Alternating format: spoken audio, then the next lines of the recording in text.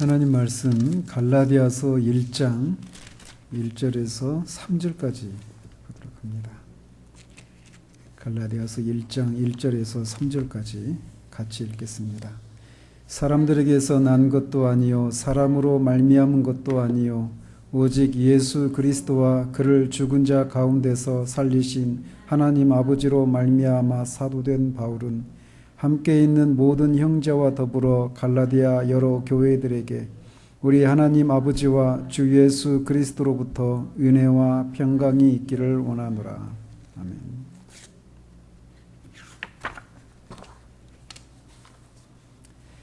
오늘부터 갈라디아서를 본격적으로 강해를 시작합니다. 이 편지는 2절에 있는 것처럼 갈라디아 여러 교회들에게 보내지는 편지입니다. 이 갈라디아 여러 교회들이라고 하는 이 교회들은 말 그대로 갈라디아 지역에 세워진 교회들인데 이 교회들은 사도 바울이 1차 선교 여행 때 세웠던 그런 교회들입니다. 그리고 그것에 대한 기록이 사도행전 13장, 14장에 걸쳐서 나오는데 그 교회들이 어떤 과정을 통해서 세워졌는지를 우리가 좀 이해하면 이 갈라디아 여러 교회들에게 보내는 사도의 이 마음에 숨겨져 있는 그런 어떤 정서들 이런 것들을 좀 더 이해를 하기가 쉬워서 잠깐 이 내용을 좀 살펴보려고 합니다. 이 선교 여행, 사도 바울이 3차에 걸쳐서 선교 여행을 했는데 그 선교 여행이 언제부터 언제까지 이루어졌는지에 대해서는 여러 학자들마다 시기가 다양하게 존재합니다. 그래서 44년부터 AD 44년부터 49년 사이 어떤 기간으로 추정을 하는 것이 합당해 보입니다. 우리가 알다시피 사도 바울이 회심한 것은 그리스도인들을 잡아들이기 위해서 대제사장으로부터 이 권한을 받아서 다메섹으로 향하던 중에 거기서 이 부활하신 주님을 만나고 거기서 회심을 하죠. 그리고 회심을 하자마자 그곳에 있는 다메섹에 가서 유대인들에게 방금 전까지 그 일이 일어나기 전까지 며칠 전까지만 해도 이 예수는 신성모독한 자여서 그 예수가 그리스도라고 주장하고 그 예수가 부활했다고 믿는 이 사람들은 이단이기 때문에 다 잡아들여야 한다, 잡멸해야 된다라고 하는 그런 입장에 서 있었던 사도 바울이 예수가 그리스도라는 사실들을 유대인에게 전하자 유대인들이 사도를 죽이려고 하죠. 그래서 그 유대인들을 피해서 예루살렘으로 도망옵니다. 근데 바울이 다시 예루살렘으로 돌아와서 거기 예루살렘에 있는 그리스도인들 그 형제들과 교제를 나누려고 하니까 이번에는 이 예루살렘에 있는 그리스도인들이 사도 바울이 얼마 전까지 자신들의 형제들을 그 감옥에 쳐 넣는 것도 봤고 스데반 집사가 순교할 때 그게 옳은 것이다 하면서 투표를 했고 또 그 옷을 지키면서 그렇게 지켜봤던 사울이 갑자기 자기가 회심을 했노라 말하면서 자신들 교제를 하려고 하니까 이 제자들 입장에서는 바울이 의심쩍었던 거죠. 그래서 무서워서 교제를 못했어요. 그러자 이 바나바라고 하는 이 사람이 이 사도에게 사울이 다메섹 도상에서 어떻게 주님을 만났는지 그리고 그가 다메섹 도상에서 어떻게 예수 그리스도 이름으로 복음을 증거했는지 이런 것들을 이렇게 변호해 주면서 이 예루살렘에 있는 제자들과 사도들과 교제를 할 수 있게 됩니다. 또 그 예루살렘에서도 사도가 계속 유대인들에게 예수가 그리스도라고 하는 이 사실을 계속 증거하죠. 그러니까 여기 예루살렘에 있는 유대인들도 이 바울을 이제 죽이려고 해서 또 결국은 그 사실을 알고 바울을 가이사랴로 피신시켰다가 그의 고향인 다소로 보냅니다. 그게 이제 8장, 9장에 일어난 일들이에요. 그리고 이제 얼마의 시간이 흘렀어요. 그리고 그 사이에 복음이 빌립에 의해서 사마리아 사람들에게도 전해졌고, 또 10장에서 사도 베드로에 의해서 최초의 이방인인 고넬료에게도 복음이 전해집니다. 지금 사도행전은 그런 순서로 전개가 되고 있는 거예요. 너희가 위로부터 권능을 입으면 예루살렘과 유대와 사마리아와 땅끝까지 이르러 내 증인이 되라 라고 주님이 이렇게 말씀하셨는데, 그 일들이 이제 지금 점점 진행되고 있는 겁니다. 그리고 11장에 가면 이 스데반 집사가 순교했을 때 그 예루살렘에 대대적인 핍박이 있어서 일부는 빌립 집사 같은 경우는 사마리아에도 피난을 했고, 또 어떤 사람들은 유대 땅을 지나서 아예 그 위에 있는 수리아 지역으로도 가는 사람이 있었어요. 그래서 그 대대적인 핍박을 피해서 어떤 사람들이 베니게와 구브로와 안디옥에 가서 그 유대인들에게 복음을 전하죠. 그런데 그 중에 구브로와 구레네 사람 몇이 이 안디옥에서 헬라 사람들에게 처음으로 복음을 전합니다. 그런데 고넬료는 로마 사람이었다면 이제 안디옥에서 헬라인들에게 복음을 이제 전하기 시작해요. 그 안디옥은 여기 그 지도에 보시면 그 라우디게아 오른쪽에 실루기아 안디옥 있죠. 그 오른쪽에 있는 그 안디옥 말합니다. 이 수리아 안디옥이라고 하는데 오늘날의 시리아를 가리키는 거예요. 그런데 거기서 안디옥에 이제 그 기독교 공동체 교회가 세워지는데 이 규모가 예루살렘 공동체에 이어서 두 번째로 큰 규모의 교회가 안디옥 지역에 세워집니다. 그래서 이 안디옥에 성령의 역사가 이렇게 나타나서 많은 사람들이 주께로 돌아온다라는 소식을 예루살렘에 있는 이 사도들과 교회가 소식을 듣고 바나바를 이번에는 예루살렘에서 안디옥으로 이제 파송을 합니다.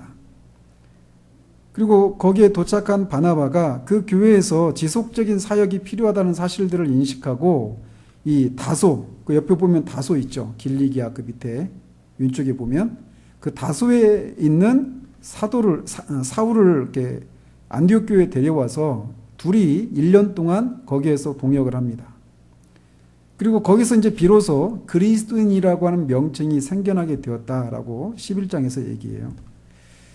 이렇게 1년 동안의 사역이 끝난 후에 성령께서 바나바와 사울을 선교 사역을 위해서 따로 불러 세우라고 하시자 교회는 그들에게 안수하고 선교지로 보내는데 그 선교 지역이 바로 갈라디아 지역이에요. 갈라디아 지역 보시면 이 안디옥 옆에 길리기아, 갑바도기아, 갈라디아, 그 옆에 아시아 이런 이 지역들입니다. 이 갈라디아는 이 오늘날의 이 터키예요, 터키. 그런데 그렇게 갈라디아 지역으로 가는데 그 나눠되는 그 보면은 화살표가 있죠. 안디옥에서 이제 그러니까 해외 선교 센터가 되는 겁니다. 안디옥 교회가. 그래서 실루기아를 거쳐서 이 구브로 섬에 도착을 해서 구브로 섬에 있는 살라미에 도착합니다. 구브로 섬은 오늘날 키프로스 섬이에요. 키프로스. 지금 현재 키프로스라고 하는 거긴데 그 키프로스 섬에 이제 도착을 하는데 거기가 바나바의 고향이에요. 그러니까 바나바와 이 사울이 먼저 이제 이 구브로 섬에 가서 살람이라고 하는 거기에서 도착했고, 그 다음에 바보라고 하는 이 지역에 가서 이 총독 이 서기오 바울에게 복음을 전파하는데 마술사 엘루마라고 하는 마술사가 방해를 하니까 사울이 성령이 충만해서 이 얼마 동안 이 마술사 엘루마가 맹인이 되게 합니다. 그리고 그 지역을 떠나서 이제 돌아간 지역이 밤빌리아 지역의 버가라고 하는 그 지역이었어요. 그 버가에 가서 버가에 도착하는데 그때 이 바나바의 생질인 마가를 그때 예루살렘에서 그 이 안디옥에서 출발할 때 마가를 데리고 이제 구브로섬에 갔다가 버가까지 갔는데 그 버가에서 마가가 다시 예루살렘으로 돌아가고 말아요. 그게 이제 나중에 바나바와 사울이 서로 이제 갈라지게 되는 어떤 계기가 되는 사건이었는데, 버가에 가서 그렇게 버가에 갔다가 그 다음에 안디옥, 거기에 보면 안디옥 지역 있죠. 이 안디옥에 도착하는데 이 안디옥은 이 비시디아 안디옥입니다. 이 수리아 안디옥과 다른 안디옥이에요. 거기서 이제 회당에서 이제 그렇게 이 바울 일행이 전도를 하러 가면 항상 가면은 이 유대인 회당에 가서 복음을 증거했어요. 그래서 유대인들이 있는 곳에는 다 회당들이 존재해서 거기에서 유대인들과 이제 유대교로 개종한 이방인들이 같이 안식일에 예배를 드리고 또 거기서 학교 형식의 형태를 띠고 그렇게 회당들이 있었는데 거기에 가서 이제 항상 복음을 증거하는 거였어요. 그러면서 거기서 많은 유대인들과 유대교로 개종한 이방인들이 바울 일행의 말을 복음을 듣고 따르죠. 그러자 유대인들이 이제 그 바울이 전하는 복음을 받아들이지 않는 유대인들이 바울 일행을 이제 핍박을 합니다. 그래서 경건한 규보인들과 신의 유력한 사람들을 동원해 가지고 이 바울 일행을 핍박을 하니까 바울 일행이 이제 이구니온이라고 하는 지역으로 옮겨가요. 그리고 그 옆에 또 가서 루스드라라고 하는 지역에 도착하는데 거기가 이제 디모데의 고향입니다. 디모데가 2차 전도 때 루스드라에서 디모데를 이제 그 자신의 선교 여행에 동참을 시키는데 이때는 이제 디모데가 등장하지 않죠. 어쨌든 루스드라에 가서 앉은뱅이를 고쳐줘요. 그러니까 이 바나바는 제우스 신이라고 하고 바울은 이 헤르메스 신이라 신이 인간이 되어서 왔다 하면서 그들을 막 우상 숭배하려 하고 막 그러죠.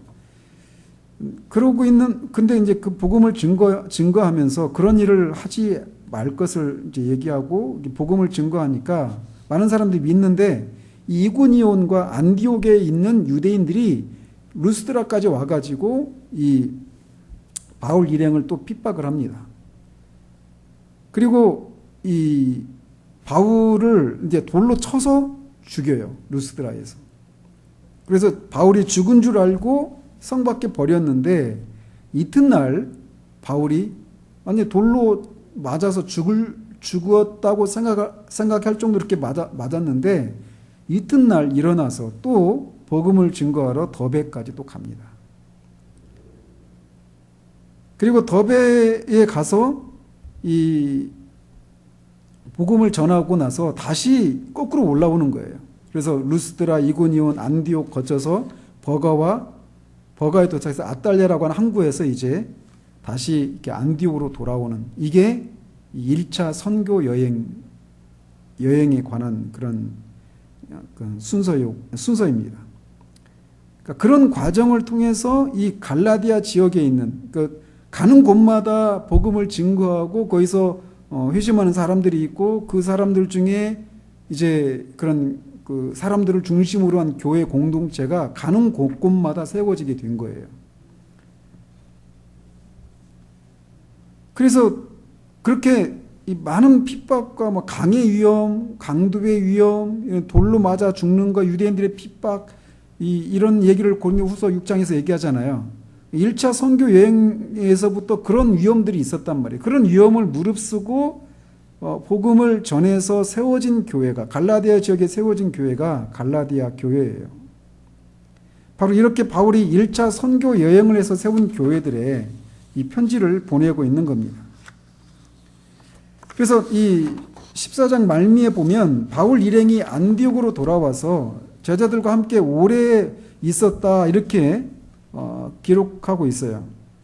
얼마나 그들이 안디옥에서 오래 있었는지 모르지만 바울이 이렇게 죽을 위험을 무릅쓰고 복음을 전한 결과 세워진 갈라디아 지역의 교회들에 유대주의자들의 가르침에 의해서 교회가 일대 혼란에 빠졌다라고 하는 소식을 바울 일행이 어떤 식으로든지 듣게 됩니다. 유대주의자들이라고 이렇게 알려져 있는 그 거짓 선생들이 주장하는 그 가르침의 핵심은 오직 예수 그리스도를 믿음으로만 의롭게 된다라고 하는 바울의 가르침은 잘못된 것이다라고 하는 거예요. 사람이 의롭게 되기 위해서는 믿음뿐만 아니라 할례를 포함한 모세 율법을 지킴으로써 의롭게 된다라고 그들은 주장했던 겁니다. 그러니까 믿음 플러스 행위를 그들은 주장했던 거예요. 그러면서 바울이 이렇게 잘못된 가르침을 베풀고 있어서 바울의 말을 들으면 안 된다라고 주장하면서 자신들이 바울의 그 가르침이 잘못된 이유가 무엇인가를 이제 근거로 드는 게 뭐냐면, 이 바울은 예루살렘에 있는 12명의 베드로를 포함한 12명의 그 사도들과 다른 그런 사람이다라는 것입니다. 사도들은, 이 사도라고 하는 이 명칭은 문자적으로는 보냄을 받은 자라고 하는 그런 뜻이 있어요. 그런데 이 사도라고 하는 이 명칭이 우리가 알다시피 이 가룟 유다 12명의 제자들 중에서 가룟 유다 빼고 나중에 이제 마띠아라고 하는 사람을 제비를 뽑아서 12명을 채우잖아요. 그 12명과 사도 바울만 사도다 이렇게 생각하는데, 그들에게만 사도라고 하는 용어를 썼을 것이다 이렇게 생각하는데 꼭 그렇지만 않다라는 거예요. 앞에서 말씀드린 것처럼 이 바나바 13장부터 그 바울과 선교 여행을 떠났던 바나바 일행을 두 사도 이렇게 표현해요. 바울과 바나바를. 그러니까 바나바도 사도라고 하는 명칭을 썼단 말이죠. 그리고 이 교회의 어떤 그 필요와 교회의 어떤 어려움을 가지고 이 사도들로부터 보냄을 받은 그 사람들, 뭐 디도나 이런 사람들 같은 경우에도 어떤 경우에는 사도라고 하는 그런 명칭을 사용하게 됐어요. 그래서 사도라고 하는 이 명칭이 사용되는 게 크게 두 가지 종류로 이렇게 구분이 되었는데, 이 갈라디아 교회에 들어와서 또는 갈라디아 교회 자체적으로 그런 유대주의적인 그런 잘못된 가르침을 주장하는 사람이 생겼는지 아니면 외부에서 들어왔는지는 정확하지는 않아요. 근데 어쨌든 그런 주장을 하는 사람들은 사도 바울은 그런 그 첫 번째 어떤 그 특별한 의미의 사도가 아니라는 거예요. 그 특별한 의미의 사도는 먼저는 이 사도행전 1장 21절 22절 또 2장 32절 3장 15절에 의하면 사도라고 하는 사람은 예수님으로부터 직접 가르침을 받은 사람이어야 한다라고 하는 것과 부활하신 주님을 직접 목격하고 부활하신 주님을 증거할 수 있는 증인이어야 한다라고 하는 사실이에요. 그뿐만 아니라 이들은 예수님으로부터 직접 가르침받고 부활하신 주님을 보았을 뿐만 아니라 예수님으로부터 진리를 전하도록 복음을 전하도록 보냄을 받았고 또 그 복음을 증거할 때 권능도 받아서 복음을 증거할 때 권능이 나타나는 그런 사람들이 첫 번째 의미의 사도 그룹이었어요.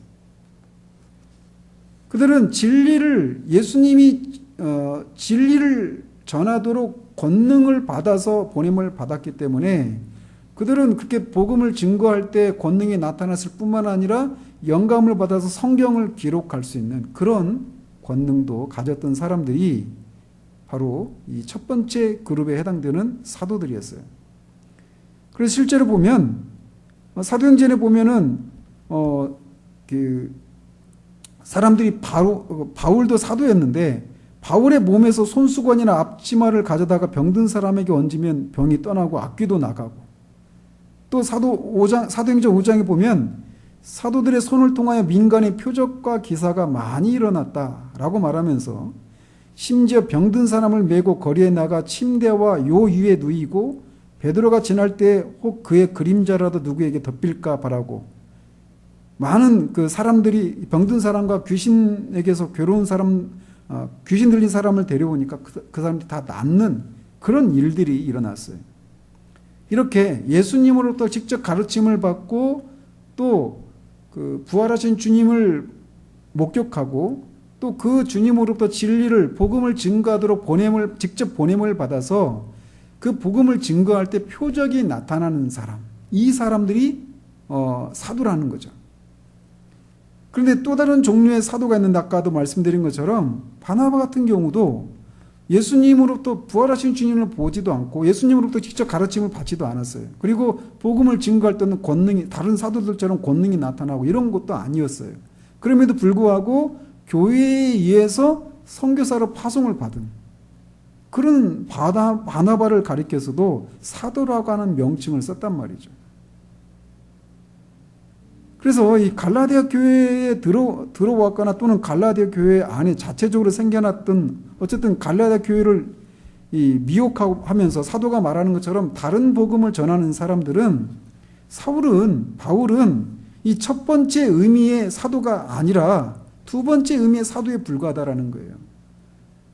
아까도 잠깐 말씀드린 것처럼 이 사도행전 13장에서 안디옥 교회에서 바나바와 바울이 교회로부터 안수를 받고 교회로부터 파송을 받았거든요. 그래서 이 사도 바울은 사도가 그런 그 예루살렘에 있는 12명의 그 사도들과는 다른 사람이다. 그들이 가진 그런 권위를 가진 사람이 아니다라고 하는 것이 그들의 주장이었어요. 그러면서 이 갈라디아 교회에 있는 이 거짓 사도들, 거짓 선생들은 그들이 또 고린도 교회에도 똑같은 사람이 갔는지 안 갔는지는 정확하지 않습니다. 그런데 고린도 교회에서는 어쨌든 고린도 교회에도 사도 바울의 사도됨을 부인하고 그 사도 바울의 그 사도의 권위를 허물어뜨리려고 하는 거짓 선생들이 있었는데 그 자신들은 사도들로부터 예루살렘에 있는 그 사도들로부터 추천서를 받아서 이 교회에 와서 내가 너희들한테 전하는 이 복음을 전하고 있다 이렇게 주장을 했어요. 아마도 이 갈라디아 교회에서 교회를 미혹하고 있는 거짓 사도들도 그런 주장을 했을지도 모르겠습니다. 그래서 어쨌든 갈라디아 교회에 직면하고 있는 큰 문제는 사도 바울이 사도가 예루살렘에 있는 그 12명의 사도들과 같은 그런 종류의 사도가 아니라 그들에 의해서 또는 교회에 의해서 파송을 받은 그들보다는 종속적인 지위에 있는 그런 사람에 불과하다. 그렇기 때문에 그가 전하는 그 메시지는 자신들을 보낸 그 예루살렘에 있는 사도들의 그 가르침과 다를 수밖에 없다. 이렇게 하면서 사도권을 이렇게 부인하고 또 그가 전한 메시지가 잘못되었다라고 하는 그런 얘기를 하면서 교회를 미혹하고 있었던 거예요. 상황이 이러했기 때문에 사도는 1절에서부터 다른 서신들과는 비교되지 않는 다른 서신들과는 다른 방식으로 일종의 어떤 슬픔과 또는 어떤 격렬한 그런 분노를 띤 어조로 이 서신을 시작하고 있는 것입니다. 그러면서 먼저 자신의 사도됨을 언급하고 있는 거예요. 사람들에게서 난 것도 아니요 사람으로 말미암은 것도 아니요 오직 예수 그리스도와 그를 죽은 자 가운데서 살리신 하나님 아버지로 말미암아 사도된 바울 이렇게 말하면서 자신의 사도된 것은 사람들에게서 난 것도 아니고 사람으로 말미암은 것도 아니라라고 하는 것을 먼저 주장합니다. 그는 1절에서 이렇게만 말하고 있는데 뒤에 보면 17절 18절 보면 이 자신이 그 다른 12사도들과 이 교제를 갖기도 전에 이미 사도였다라고 얘기를 하고 있어요. 또 18절 19절에 보면 18절 19절 또 2장 9절 10절 또 21절에서 21절을 통해서도 다른 그 예루살렘에 있는 다른 사도들이 바울 자신이 사도라고 하는 사실들을 인정했다라고 하는 것을 그런 구절들에서 밝히고 있습니다. 그러므로 자신은 바로 이런 사도들, 다른 12사도들의 파송을 받아 교회 문제를 해결하고 돕는 그들의 어떤 그 다른 사도들에 비해 종속적인 위치에 있는 것이 아니다라고 하는 사실을 밝히고 있는 거예요. 그런 고린도 교회에게 말했듯이 하나님의 뜻으로 말미암아 그리스도 예수의 사도가 된 사람이 바로 자신이다라고 말을 하고 있는 것입니다. 비록 그가 안디옥 교회에서 이 선교사로 안수를 받아 파송을 받아서 이방인 지역에 가서 복음을 전했지만 그 이방인 지역에 복음을 전하기 전에도 이미 자신이 그렇게 복음을 전하도록 예수님으로부터 직접 보냄을 받은 사실들을 이 사도행전 26장에서 아그리빠 왕에게 이렇게 얘기합니다.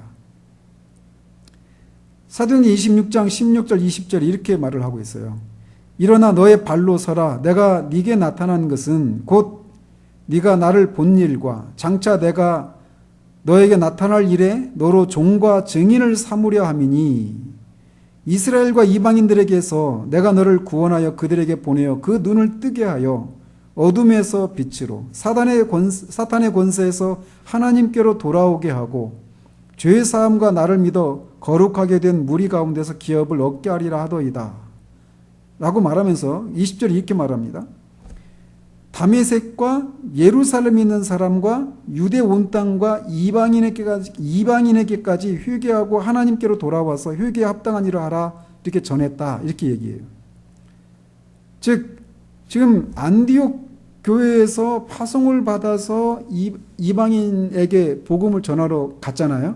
근데 그 일이 있기 전에 이미 다메섹에서 그러니까 회심을 하고 곧장 예수님으로부터 그렇게 이런 사명을 받아서 사도의 사명을 받아서 이미 예수님을 만나자마자 다메섹에서부터 그렇게 사도로서 그 예수 그리스도의 그 복음을 증거했다라는 거예요. 다메섹과 예루살렘에 있는 사람과 유대 온 땅과 이방인에게까지 이렇게 자신이 복음을 전했다라는 거예요. 즉 안디옥에서 선교사로 파송을 받아서 보냄을 받기 이전에 이미 자신은 예수님으로부터 직접 그 복음을 증거할 사도로 세움을 받고 그것을 거스르지 않고 실제로 이렇게 복음을 증거해 왔다라고 얘기하고 있는 겁니다. 이렇게 자신의 사도됨의 그 기원은 사람에게 있지 않고 예수 그리스도로부터 직접 내가 받았다라고 얘기하고 있어요. 왜냐하면 방금 인용해 드린 것처럼 그의 사명은 그가 다메섹 도상에서 부활하신 주님을 만났을 때부터였기 때문입니다. 이방인들에게서 내가 너를 구원하여 그들에게 보내어.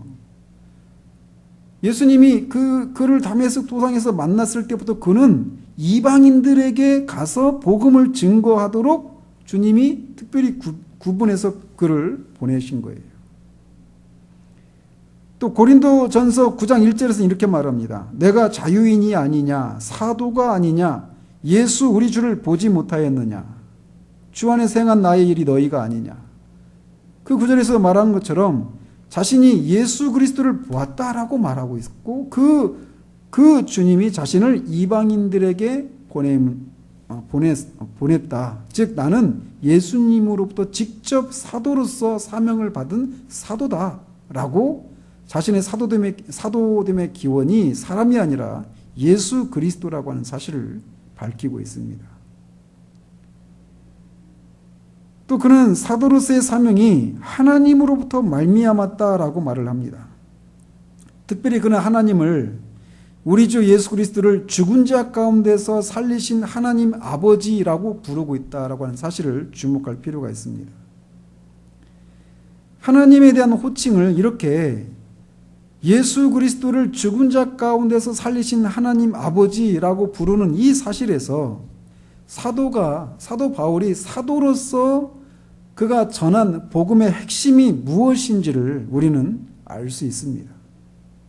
그것은 사도가 많은 복음을 복음에 속한 많은 것들을 전했는데 그 많은 가르침을 딱 줄이면 예수 그리스도의 죽으심과 그의 부활하심이에요. 그를 죽은 자 가운데서 살리신 하나님 아버지라고 부르는 이 표현 속에 그가 전한 복음의 핵심이 바로 그 사실이라는 것을 우리가 유추할 수 있다는 겁니다.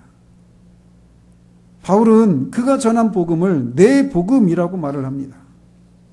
그가 전한 복음, 사도 바울이 전한 복음의 핵심은 이렇게 죽었다가 다시 사신 예수 그리스도였어요. 사도 바울은 이렇게 자신이 예수 그리스도로부터 보냄을 받아서 그 이방인들에게 복음을 전하도록 보냄을 받은 사도인데 그 자신의 그 사도됨의 그 직분을 유대인들은 이단이라고 부른다라고 사도행전 2장 24장 14절에서 말합니다. 그러면서 왜 유대인들이 자신을 이단이라고 부르는가?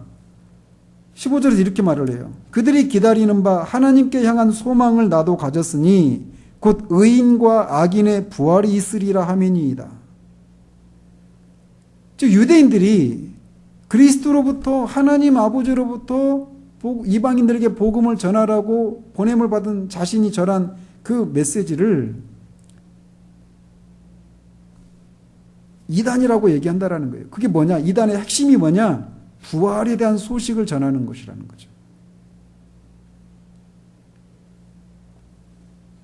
악인과 의인의 부활이 있으리라고 하는 이 메시지를 전하는 것을 가리켜서 유대인들이 이단이라고 얘기한다라는 거예요. 그런데 이 논조는 그 얘기를 벨리스 총독에게 얘기하고 있는데 그 얘기를 하고 있는 사도 바울은 그 유대인들이 자신을 이단이라고 부르든 뭐라고 부르든 상관하지 않는다라는 사실이에요. 왜? 예수 그리스도가 분명히 죽었던 예수 그리스도가 부활하신 것을 그가 목격했기 때문이에요. 그래서 그가 본 것을 증거하지 않을 수가 없다라는 것이죠. 그래서 그렇게 유대인들로부터 이단이라고 비난을 받고 그것 때문에 많은 핍박과 목숨의 위협을 받았음에도 불구하고 그는 그렇게 한 2만 킬로 정도를 걸어서 배를 타고 이런 방식으로 2만 킬로미터를 이 부활, 예수 그리스도의 십자가의 죽으심과 그의 부활에 대한 소식을 전하기 위해서 그렇게 애를 썼던 것입니다. 복음의 핵심은 바로 그거예요. 십자가의 죽으심과 부활. 오직 기독교만 악인과 의인의 부활에 대해서 얘기합니다. 그래서 다른 종교는 그 종교의 창시자들의 무덤을 자랑하죠. 거기 가서 경배하고 숭배하죠. 근데 우리 기독교는 부활의 종교이기 때문에 십자가에 죽으셨던 예수 그리스도의 무덤을 자랑하는 것이 아니라 빈 무덤을 자랑해요. 빈 무덤은 예수님이 죽은 자 가운데서 살아나셨다라고 하는 증거입니다. 사도는 이렇게 갈라디아 교회가 처한 그 상황 때문에 자신의 사도직이 이렇게 분명히 예수 그리스도로 말미암았고 또 하나님 그 예수 그리스도를 죽은 자 가운데 살리신 하나님 아버지로 말미암은 것이다라고 하는 것을 못 박으면서 이렇게 1절을 갈라디아서를 시작하고 있는 겁니다. 그런데 말씀드린 것처럼 이 예수 그리스도로부터 직접 보냄을 받아서 또 그 예수 그리스도로부터 직접 전할 메시지, 진리를, 가르침을 직접 받아서 부활하신 주님을 목격하고 그 예수님으로부터 그 전할 메시지들을 받고 그 복음을 증거할 때 표적이 나타나는 권능을 힘입어서 보냄을 받은 사람들이 사도인데 그 사도들이 그 복음을 증거할 수 있는 능력을 받았을 뿐만 아니라 교회가 마땅히 믿어야 할 그런 복음이 무엇인가를 영감을 받아 성경을 기록할 수 있는 그런 권능도 받았단 말이죠. 그리고 그 교회가 믿어야 할 그런 진리가 완전히 다 기록이 끝났을 때는 더 이상 이런 일을 할 사도들이 필요하지가 않았어요. 그래서 사도라고 하는 직분은 성경의 완성과 함께 끝나고 말았어요. 그래서 사도를 이은 또 다른 사도가 있을 필요가 없게 된 거죠. 그래서 사도 직분은 일시적인 직분입니다. 초대교회. 근데 오늘날 신사도 운동을 주장하는 그런 그룹들이 있어요. 그들은 고린도후서 11장 13절 15절에서 말하고 있는 것처럼 거짓 사도요 속이는 일꾼이다 라는 겁니다. 그 안에서 어떤 신비로운 일들이 있고 그 안에서 어떤 마음의 평안을 얻고 삶의 변화가 일어나고 이런 일이 있다 하더라도 속아서는 안 된다라는 거예요. 사도는 고린도후서 11장에서 이렇게 말을 해요. 그런 사람들은 거짓 사도요 속이는 일꾼이니 자기를 그리스도의 사도로 가장하는 자들이니라. 이것은 이상한 일이 아니니라. 사탄도 자기를 광명의 천사로 가장하나니 그러므로 사탄의 일꾼들도 자기를 의의 일꾼으로 가장하는 것이 또한 대단한 일이 아니니라. 사도 바울이 세웠던 교회 안에도 이렇게 이 거짓 사도들이 일어났어요. 사탄의 일꾼들이라고 하는 거짓 사도들이 일어났었다는 것을 우리가 기억한다면 오늘날 사도하고 비교가 되지 않는 저 같은 목사나 이런 사람들에 의해서 설립된 교회 안에 얼마나 많은 그런 거짓된 가르침들이 들어올 수 있겠는가라는 겁니다.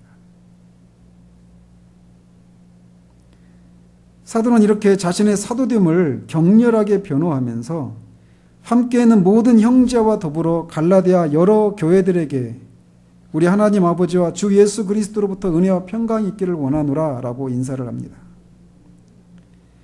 그런데 이 갈라디아 여러 교회들에게 이렇게 말을 하고 있는데 여러분이 바울의 서신들을 읽어보면 항상 그 앞에 어떤 교회에 대한 소개를 할 때 예배소에 있는 교회들에게는 예배소에 있는 그리스도 안에 있는 신실한 자들에게 이런 식으로 그 어떤 교회를 형용하는 수식하는 그런 말들을 사용해서 교회에게 인사를 한단 말이죠. 심지어는 영적으로나 도덕적으로 매우 많은 문제가 있었던 고린도 교회를 향해서조차 그는 이렇게 말합니다. 고린도에 있는 하나님의 교회 곧 그리스도 예수 안에서 거룩하여지고 성도라 부르심을 받은 자들과 또 각처에서 우리의 주 곧 그들과 우리의 주 되신 예수 그리스도 이름을 부르는 모든 자들에게 이렇게 말을 하고 있어서 그렇게 영적으로나 도덕적으로 많은 문제가 있었던 고린도 교회를 향해서조차도 그 교회를 수식하는 이런 용어들이 굉장히 많은 내용들이 함의된 그런 말을 사용해서 인사를 하고 있단 말이에요. 그런데 이 갈라디아 교회를 향해서는 그런 게 없어요. 그냥 갈라디아 여러 교회들에게 라고 그렇게 말을 하고 있다는 거예요. 그리고 이 뒤에서 우리가 살펴보겠지만 이 갈라디아 교회를 향해서 어리석도다 갈라디아 사람들이여 라고 말하면서 또는 이 안에서 내가 전한 복음이 아닌 다른 복음을 전하는 자들에게 그가 어떤 위치에 있든 존재이든지 저주가 있을지어다 라고 말하면서 굉장히 격렬하고 어떤 분노에 사로잡혀 있는 그런 식으로 편지가 진행되고 있는 것을 볼 수 있어요. 왜 사도는 그렇게 문제 많은 고린도 교회보다도 더 못한 방식으로 갈라디아 교회에게 이렇게 편지를 하고 있는가라는 겁니다. 먼저는 아이러니하게도 그들을 향한 사랑 때문이었다라고 말할 수 있습니다. 갈라디아서 4장 14절 15절에 보면 이렇게 되어 있어요. 너희를 시험하는 것이 내 육체에 있으되 즉 이 사도가 이 갈라디아 교회에 복음을 증거하러 갔을 때 사도에게는 고린도후서 12장에 있는 것처럼 육체의 가시에 해당되는 그런 어떤 병이 있었어요. 근데 그런 것이 복음을 듣는 그 사람들을 시험하는 것이 될 수 있어요. 그러니까 주님도 그랬잖아요. 의원아 네가 먼저 네 병을 고쳐라 라고 하는 이런 속담을 나한테도 너희들이 이렇게 적용하는 날이 올 것이다. 이렇게 얘기한다고. 실제로 네가 정말 하나님 아들 그리스도라면 십자가에서 먼저 너를 구원해서 네가 그 사실을 입증해라. 이렇게 얘기하잖아요. 그런 것처럼 사도 바울이 갈라디아 지역에 가서 복음을 전했을 때 이 사도에게 그들을 시험에 빠지게 할 수도 있는 어떤 육체 어떤 연약함을 가지고 있었단 말이에요. 근데 그렇게 갔는데 그들이 이것을 너희가 업신여기지도 아니하며 버리지도 아니하고 그렇게 환대한 겁니다. 그리고 오직 나를 하나님의 천사와 같이 또는 그리스도 예수와 같이 영접하였도다. 너희의 복이 지금 어디 있느냐? 그러면서 내가 너희에게 증언하노니 너희가 할 수만 있었더라면 너희의 눈이라도 빼어 나에게 주었으리라. 이렇게 얘기하고 있어요. 뒤에 살펴보겠지만 그렇게 해서 육체 안에 있었던 연약함이 사도의 그 눈에 있는 질병이었는가 이렇게 추정을 하기도 하죠. 아무튼 갈라디아 사람들은 바울을 처음 복음을 전하러 왔던 바울을 할 수만 있으면 자신들의 눈이라도 빼어주고 싶을 만큼 바울을 그렇게 사랑으로 영접했어요. 그가 가진 그런 연약함이 있었음에도 불구하고 말이죠. 그랬는데 그 갈라디아 교인들이 바울을 지금 사도됨을 의심하고 있고 그가 전한 메시지들을 그 가르침에서 벗어나려고 하는 그런 어리석음을 보고 있기 때문에 그런 슬픔 때문에 이 갈라디아 교회를 향해서 이런 어떤 슬픈 논조로 얘기하고 있다라는 것입니다. 또 다른 이유가 있다라면 바울의 사도됨을 부인하는 것은 결국 교회를 복음을 무너뜨리는 일이 되기 때문에 그렇습니다. 에베소서 2장 20절에 너희는 사도들과 선지자들의 터 위에 세우심을 입은 자라라고 말하면서 교회는 사도들이 전한 가르침, 그 메시지 위에 세워진 것이다라고 세워진 신적인 기관이라고 얘기하고 있어요. 그런데 그 기초를 무너뜨리는 일을 하고 있는 거예요. 갈라디아 교회에서 그렇게 사도가 전한 오직 믿음으로 은혜로만 하나님 앞에 의롭게 되어진다라고 하는 이 복음을 무너뜨리는 일을 하고 있기 때문에 그는 이렇게 격렬하게 이 거룩한 분노에 사로잡힌 채 서신을 시작하고 있는 거라는 거죠. 즉 그는 이 복음을 진리를 받아들이지 않는 것 때문에 빠져있는 그 영혼의 그 비참함을 향한 슬픔, 또 그 복음을 받아들이지 않으면 결국 교회가 무너지고 진리를 부인하는 것 때문에 부인하고 있는 그 악한 자들, 그리고 그 악한 자들 배후에 있는 악한 영을 향한 분노에 이 두 가지 감정에 사로잡혀서 이 갈라디아서를 쓰고 있는 겁니다. 어쨌든 그들에게 사도는 은혜와 평강이 있기를 원한다라고 기원을 합니다. 은혜와 평강, 이 얘기는 제가 에베소서 1장을 강의하면서도 이미 말씀을 드렸어요. 은혜는 말 그대로 우리 믿음의 시작이고 원천이고 근원입니다. 사람들은 마음에 평강이 있기를 추구합니다. 그러나 은혜가 임하기 전까지 우리에게는 결코 평강이 있을 수가 없어요. 왜 우리는 은혜가 있어야만 하느냐? 평강은 하나님과 화평을 이루기 전까지는 평강이 있을 수가 없습니다. 근데 우리는 하나님 앞에 죄를 지은 죄인이고 하나님을 마음에 두기 싫어하는 하나님과 원수된 사람이기 때문에 하나님과 그 원수된 관계를 회복하지 않으면 결코 평강을 누릴 수가 없어요. 근데 그것을 우리 스스로 할 수 없다라는 것입니다. 그래서 하나님의 은혜가 먼저 우리에게 임해야만 우리가 죄사함을 받고 하나님과 화평을 이룰 수 있고 그 결과 하나님과의 관계 속에서 평강을 누릴 뿐만 아니라 우리의 삶 가운데서 평강을 누릴 수 있게 되는 거예요. 그래서 은혜와 평강의 관계는 평강은 은혜의 열매다.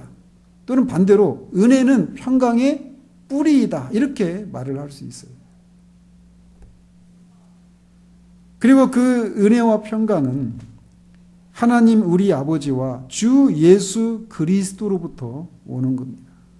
그래서 하나님을 아버지라고 부르는 사람이 아니면, 예수 그리스도가 십자가에 죽으신 그 예수가 그리스도시요 자신의 주라고 하는 사실들을 고백하지 않는 사람들에게는 은혜와 평강이 임할 수가 없는 거예요.